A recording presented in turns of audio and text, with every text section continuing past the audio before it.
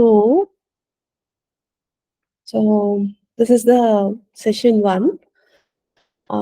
In this session, what I wanted to talk is I wanted to give a disclaimer that I'm not a very ritualistic person, but I always aspire to understand the hidden meanings, because by then we will be able to fully understand the divinity and the meaning what the prayer or the words is conveying, so that we feel a deep connection towards the God.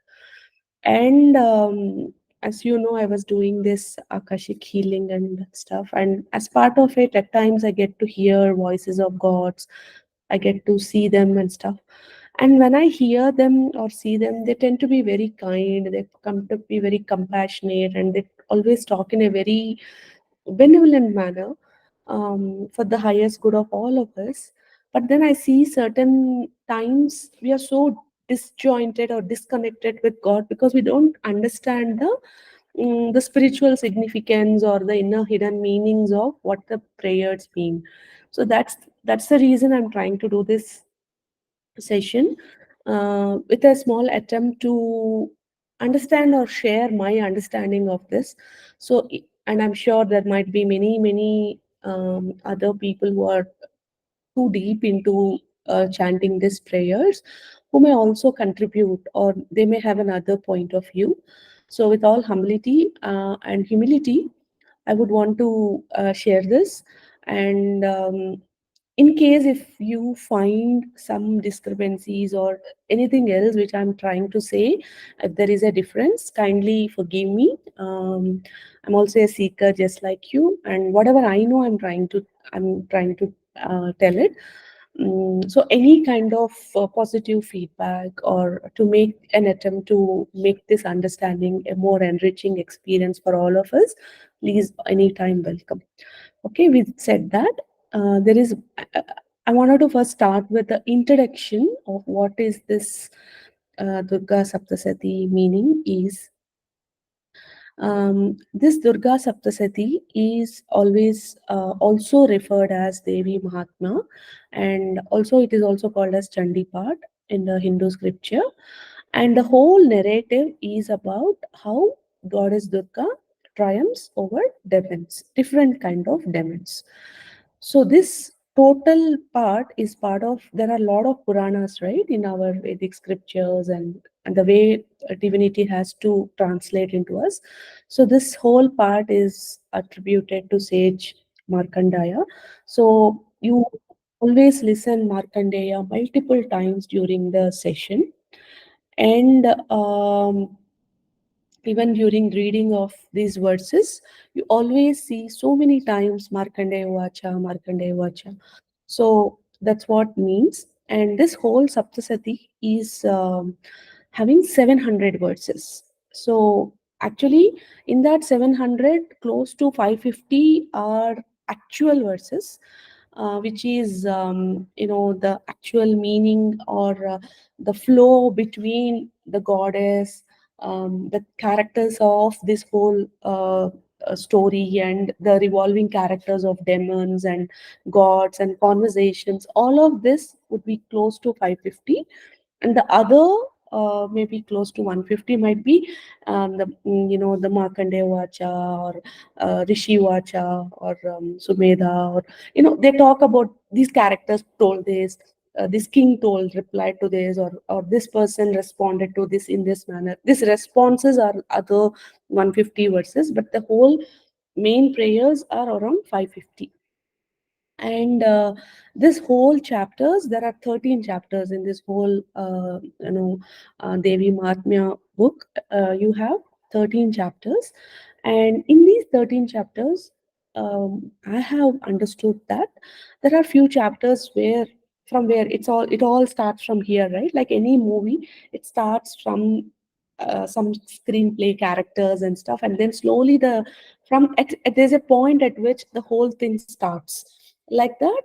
This particular Granth, chapter 81, from there is where this whole um, what is about this Devi Mahatmya. All of that starts from chapter 81. So till there, it is mostly about the preparatory, like introduction of the characters and the setting in simpler terms.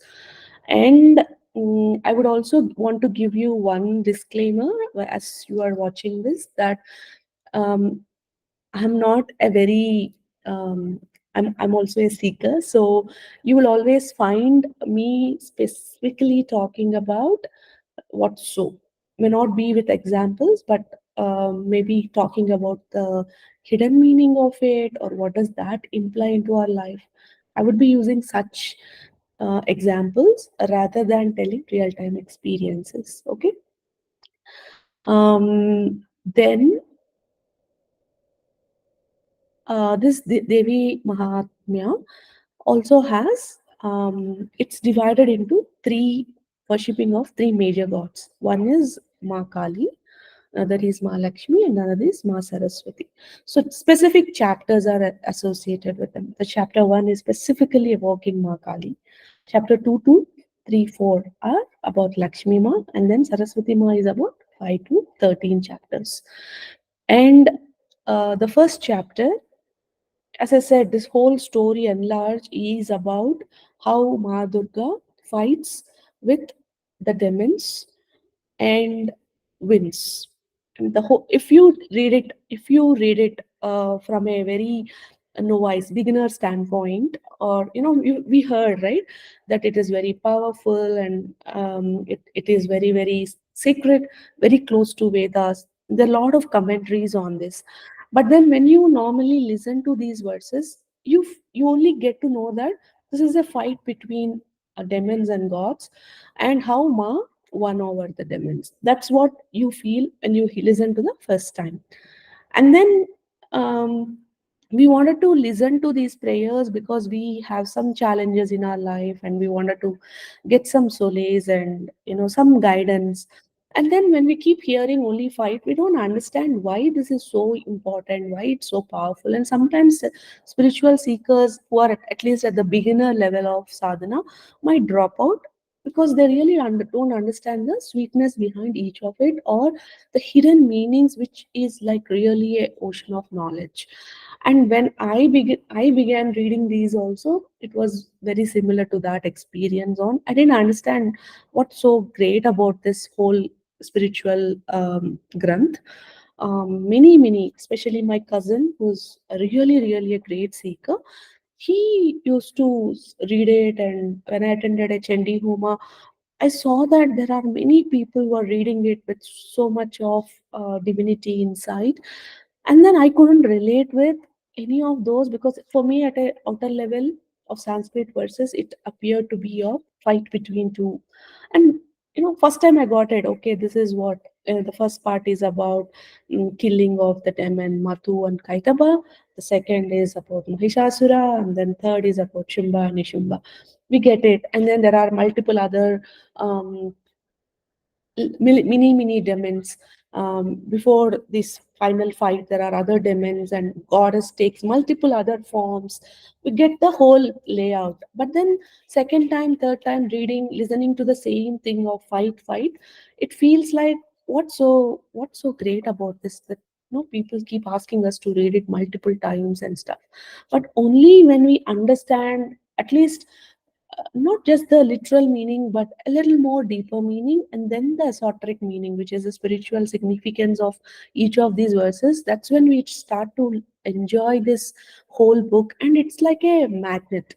The more and more you understand these verses, and then you learn to relate with those verses with the narrative, and then you understand the significance of, oh God, this is how great she is, and that's why we need to bow our head in deep reverence. That's when the spiritual awakening, or the actual consciousness about understanding this whole, maybe I would not say we would have learned understood everything, but we begin to understand, if I may say so. I think that was my experience. And again, as a disclaimer, I'm still a beginner.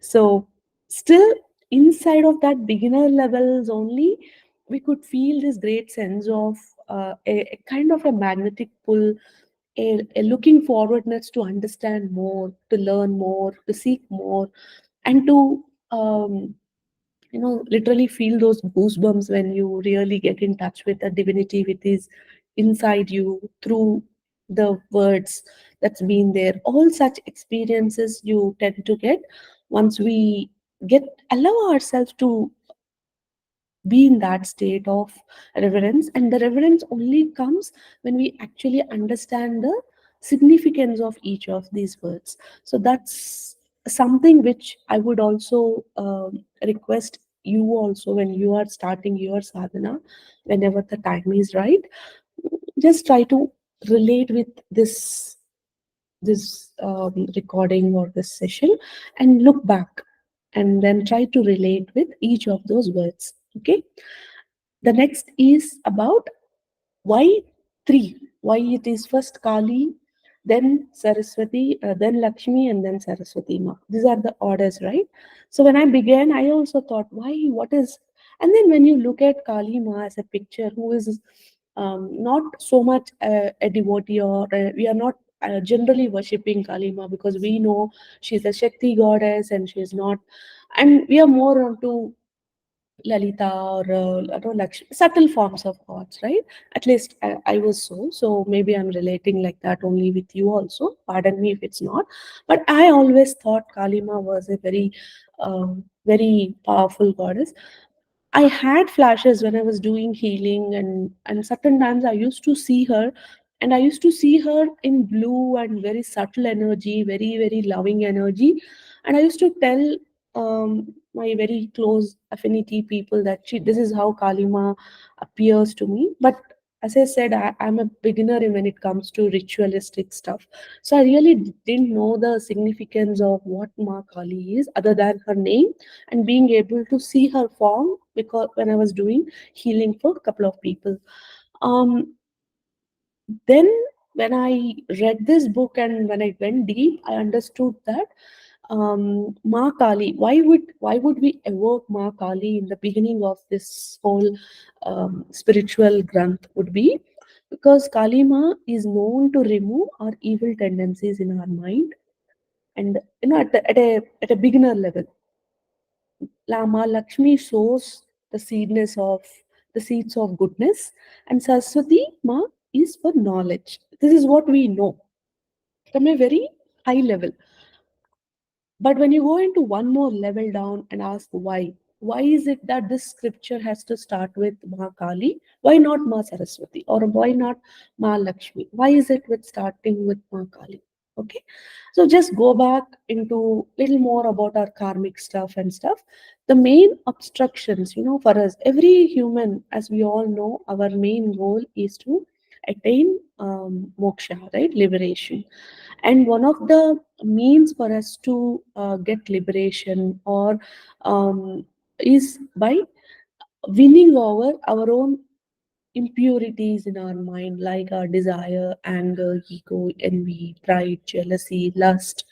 All of these are the evils, or they are the demonic forces which will not help us to reach moksha. Or the other way said, maybe this is all the maya that is created by goddess for us to win. Only when we win over these, we attain moksha. And we are all stuck in our own ego. We are all stuck in our own envy, pride. There are life challenges. There are desires that's not getting fulfilled. There is resentment, anger. Some things are not happening according to what we want it to happen, and we are amidst fighting all of this while looking after our families and work and surviving. And in from there, how do we get to moksha? And if at all reading this scripture or this mahagranth is one of the ways to attain liberation, it has to pave us a path, right? It has to show that this is the way you could. So for any novicer also, it can help us reach there. And for that, the first step is to, I mean, we need to raise, right? We need to raise to the level to get there. And the first step is about how Ma Kali can help us get to that first level of removing our evil tendencies, which is about all of this, which is stopping us from not getting into spiritual awakening or having liberation with these humanly worldly aspirations, and embrace divinity in whole form. So usually, how we see is Kali Ma keeps one left of Lord Shiva. There is this tongue that is super red, and there is this head, and there is this, there's a lot of, it appears to be like blood, and that's what it is. But I have never, at least, attempted to make an understanding of what all of this means. And with my whatever knowledge I could get, which I'm sharing right now, she usually, keeps her feet to the left and the right at the back, and then there is this position where she is gently nudging Lord Shiva. But then what I understood is it is she's awakening him. And the pratyalida is a word that has come, which is the opposite of alidha in Sanskrit, which is either licking or tongue applied to, is the literal meaning of it. Okay, but if you look at the spiritual significance of all it, what is she licking, what is she consuming, all of these red forms and stuff through her tongue, eye, and posture, is a sense of ego, which is also called as ahankara shakti. It's a personal energy which is intimately connected with our breath, with our life force that sustains our body, mind, and spirit. And it's important for our physical being, right? If a breath is only not there, we are died. So our breath is needed. Our breath is, it is so interrelated. Our ego is so interrelated with our breath. So as much as our breath is important, our ego is also existing. But it's our breath is important for us to get us get to live life, and to be able to live, we need to identify ourselves as, who are you? I am so and so, I am this, I'm this. So there's a sense of identity that I tell to myself that I am so, I am having dislikes, I have this character, I am good in this, I'm bad in that, and I have this kind of prejudice on this person, I have an opinion on it, I don't like it, I dislike it, I hate it. I have a sense of who I am. And this is all very important for me to navigate into this physical world. Okay. But then there is something called physical worldly matters, and then spiritual matters. So spiritual growth, the first step for us to attain that is to detach ourselves from the physical self. Okay. So meaning we should become non-egoistic. So whatever is that thing that is holding on to us, as whom I hold myself, I say this is who I am, and I want to dismantle it and truly identify not the form I assume that I am, but what is the divine form that I am, is where the beginning of the spiritual evolution starts. Are you able to get what I am trying to say, or is it too complex? Yes, Teju, yes, Teju, we can follow you. Yeah. So, um, so this spiritual growth is only possible when we can, how much ever we are able to detach ourselves from that, the basic norm of self that we have held for ourselves. So when we worship Kali, she, with her tongue and all the form, what she is absorbing is she's dismantling that the ego self of us and facilitating this transformation of inner awakening, spiritual growth, and all of that. So once our ahankara is dead, she has already taken off all our ego and left us with a confused state of, who am I? What actually I am? I thought I am so, but looks like that's not me. That's my maya, that's my ahankara that's speaking. But who actually am I? When we get into that state, that is where we are now ready to accept knowledge, the true knowledge, not the knowledge. Again, I'm telling, this knowledge is not about your domain expertise or the way worldly affairs that you are already an expert, but from the spiritual side. Okay. And from there, What is that I am good at?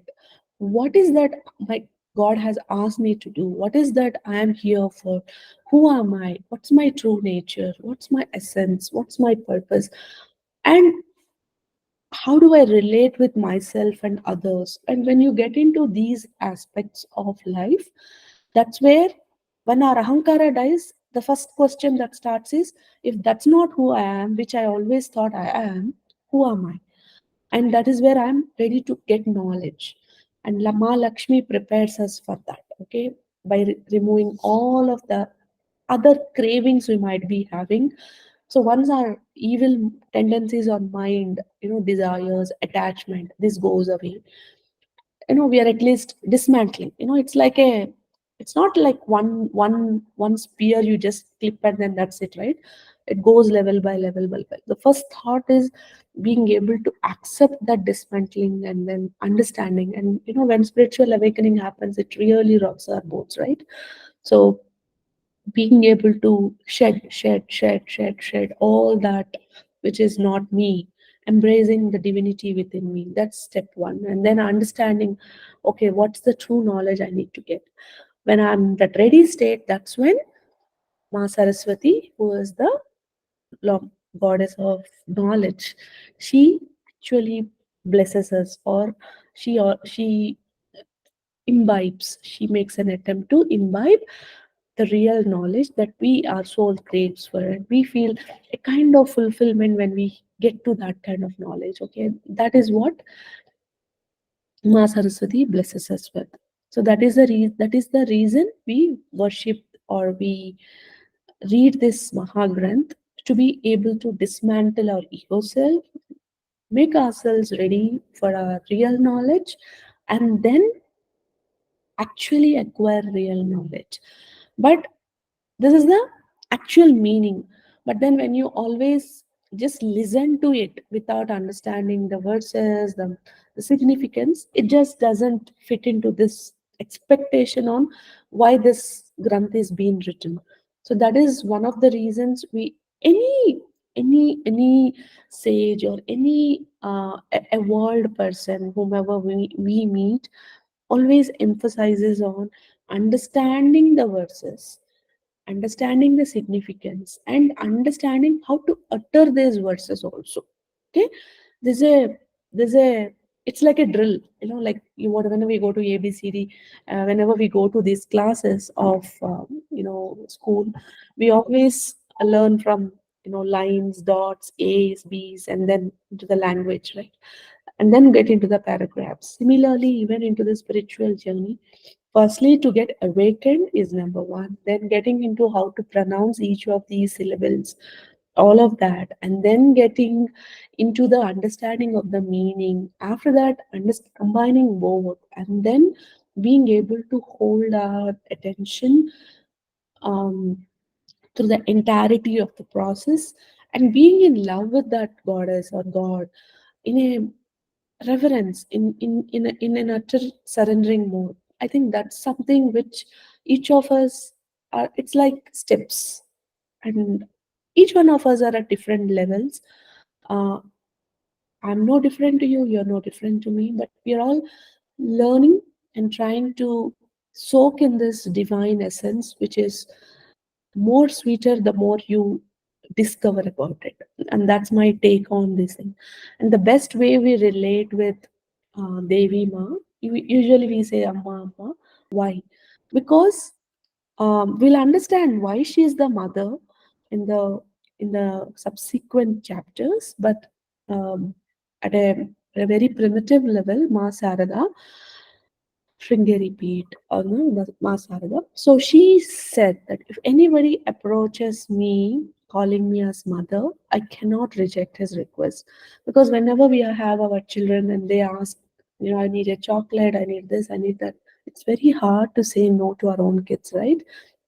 Dad can say, because they are by nature protectors, and they can um they at least see it is which is good bad for the kid, and then only give what is best for them. But Ma is always having that small lenience towards children, that she always wants to give something, even if she knows that it's spoiling the child or it's not good, but when the child asks, she can't say no, right? That's an inherent nature of being a woman, mother, nurturer.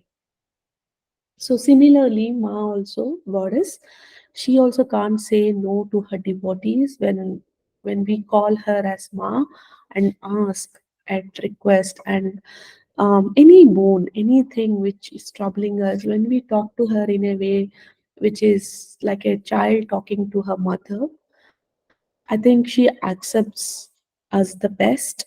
And when we can surrender to her as I'm surrendering to my mother, and anyways, mothers are very close to us. So it's very easy for from this side of the story also.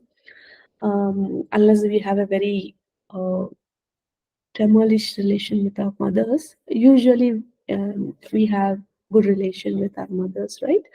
So for us also, when we take her as ma, it's so easy to take that. Yeah, she'll be more sweeter than my mother, or she might be more sweeter even if it's the relation with my mom is not that great. But I would have seen other moms and I wished that okay, my that mother, I could have had that mother. So she will be more sweeter than all of those mothers combined. So that would become a more intimate relation I can build as a child.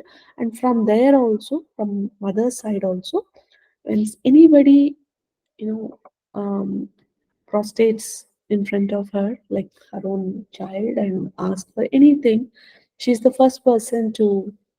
If I take one step, she takes 10 steps towards me. That kind she is, and only when we know her essence, we can really get present to her kindness, and mm, celebrate it and be grateful to it, and then become more and more a devotee to her, because that's how quickly she responds to uh,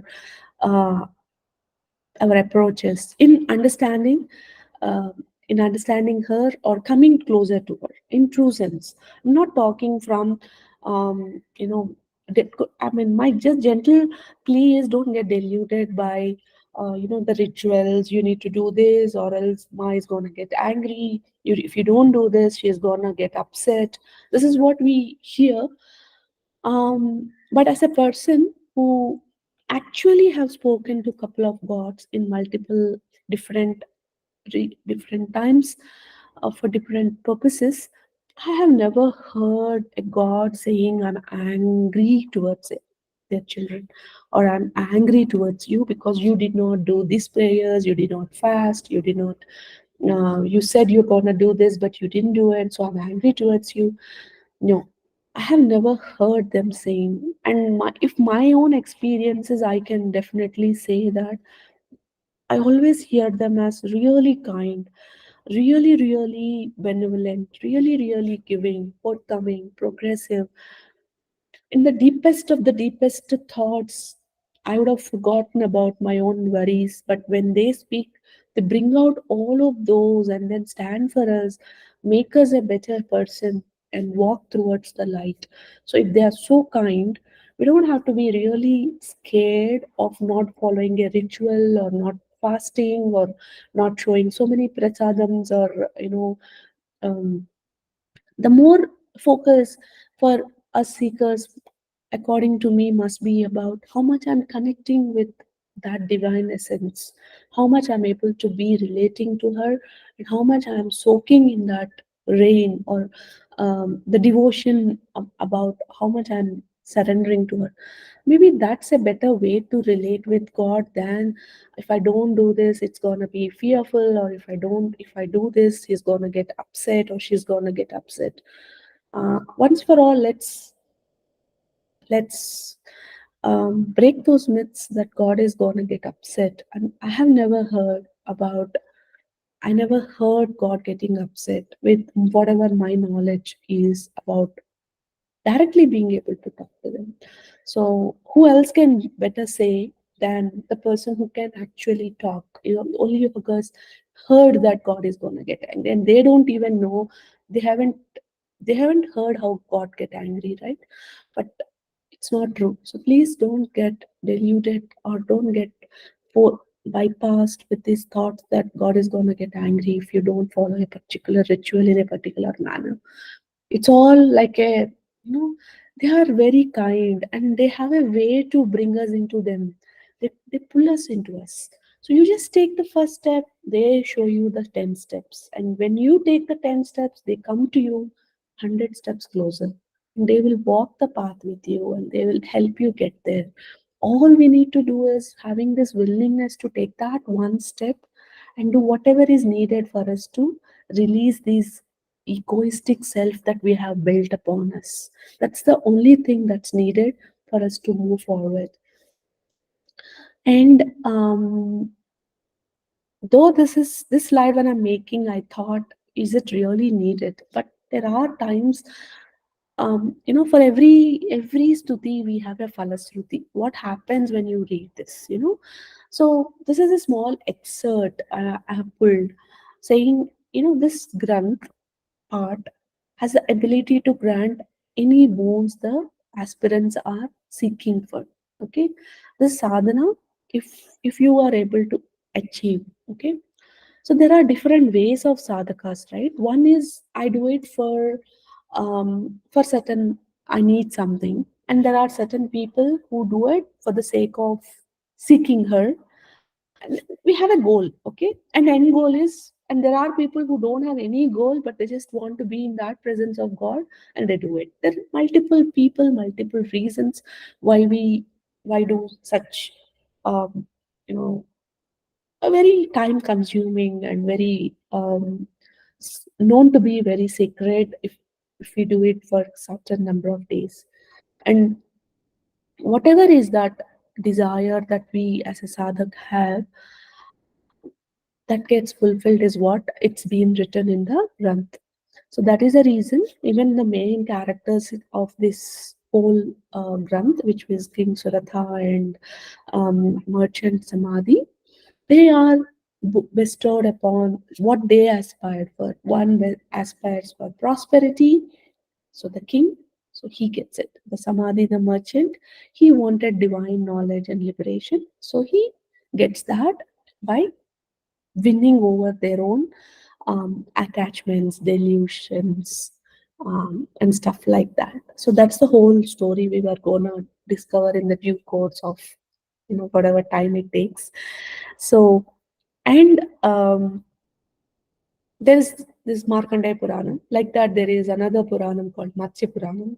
So there's something I pulled from there, which they said that it's written that reading this Mahatyam 3 times may cure physical elements, 5 times some planetary positions aren't well, and we're going to some problems because of our 9 planetary positions. So reading it 5 times can help us get some relief, either from getting choked to getting some release. And as you're reading, the choke or the hold of these planetary positions keep coming down, so you feel more at peace.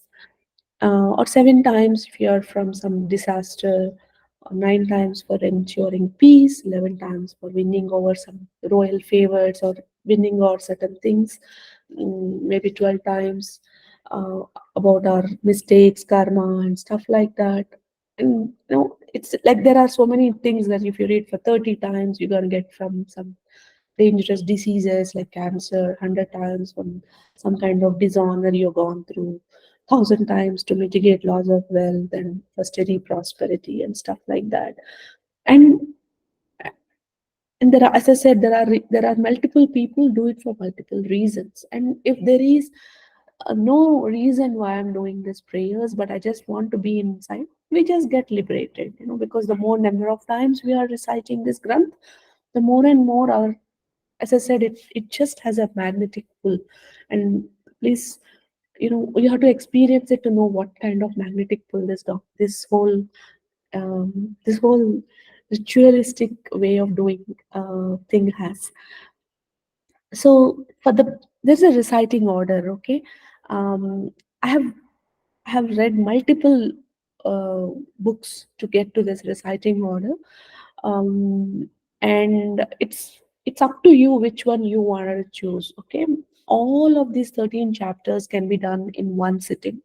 Or it can be done in 3 days, where day one you're reading the chapter 1, 2, which is about 2, 3, 4, and 3 is about 5 to 13. That's a logical way of three gods, three reasons on how you're killing our inner demons and winning over and trying to help us with spiritual awakening in the spiritual essence, but in the story wise, Ma Kali, Ma Lakshmi, Ma Saraswati, and killing three different kinds of demons in the whole story. That's what you can achieve in 3 days.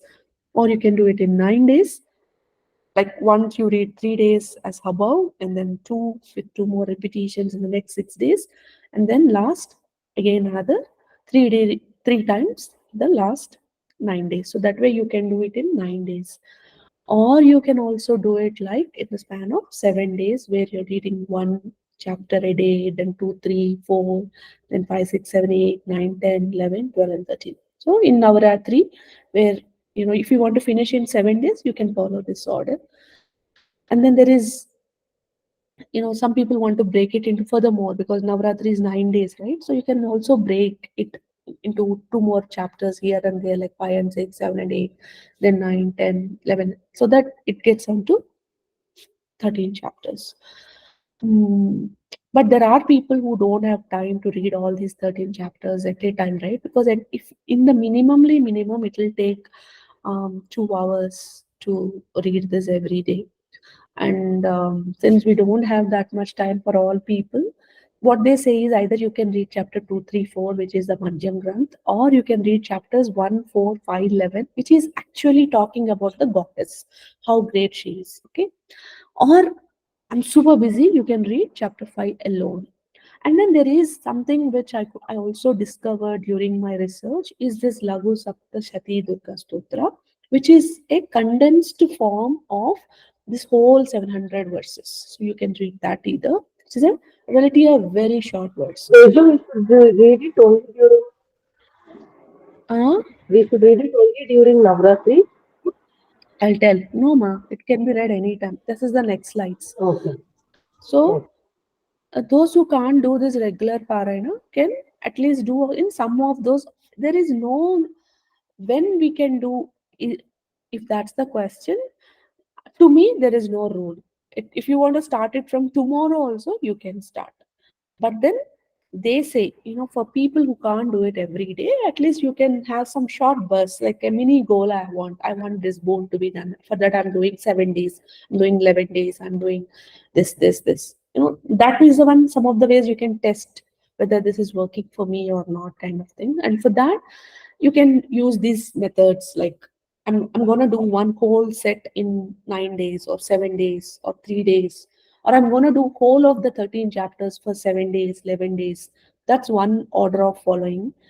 Another is doing your during this Navaratri, which is the Dashara time, or during this Chaitra, from the Ugadi to the Sri Ravanavami, 9 days.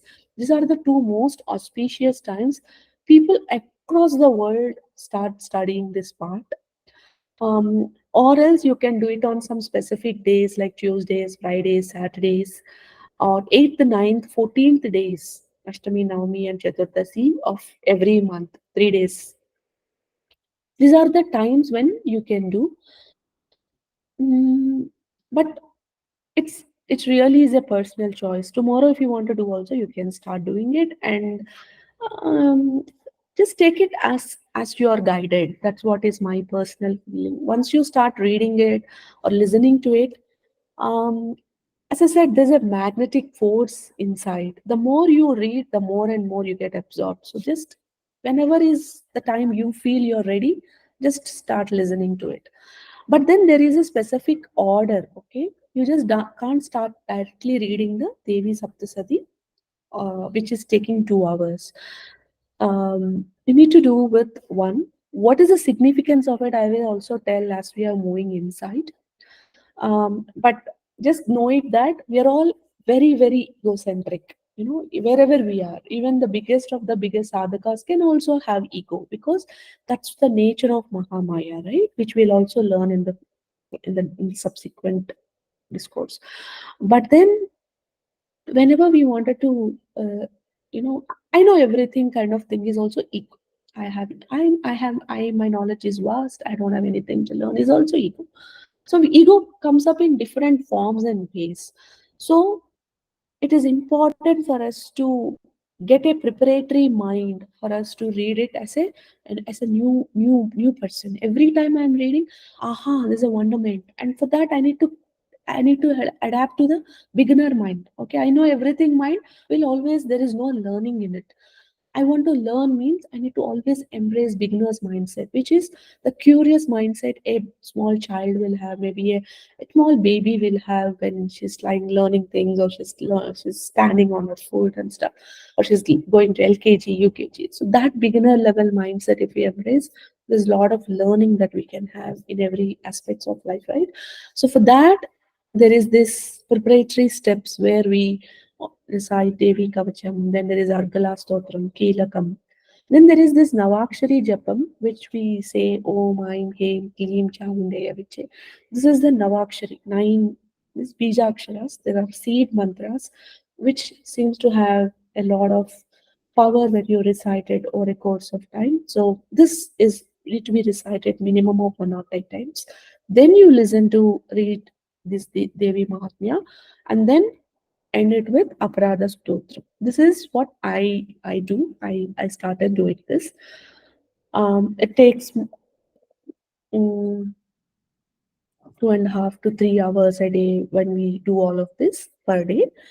Um, and I'm doing it because I felt I'm guided to do it. And I thought I should do it for maybe 9 days, but now I feel like I want to do it for 44 days.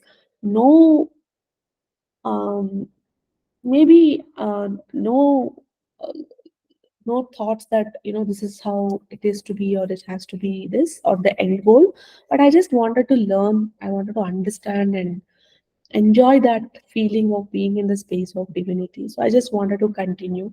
I'll update you once I've completed and see what's my, from this day I started to 44, the day of recitation, how my life moved. I'm going to update you all if there is any changes, which I'm sure it would be.